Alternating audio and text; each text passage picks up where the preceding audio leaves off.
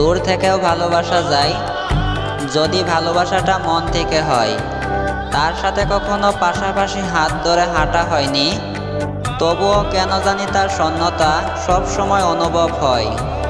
হয়তো এটাই ভালোবাসা, তার সাথে কোনো স্মৃতি নেই, তবুও কেন জানি তাকে সব সময় মিস করি। কারণ আমার ভাবনাগুলো শুধুই তাকে ঘিরে, আর ভাবনাগুলো স্মৃতির চাইতেও কম না। তাকে নিয়ে স্বপ্ন দেখতে ভালো লাগে, তাকে নিয়ে কল্পনা রাজ্যে হারিয়ে যায়। সেই রাজ্যে তাকে সর্বোচ্চ আসনে বসাতে চাই, আর তাকে নিজের চাইতেও বেশি ভালোবাসতে চাই।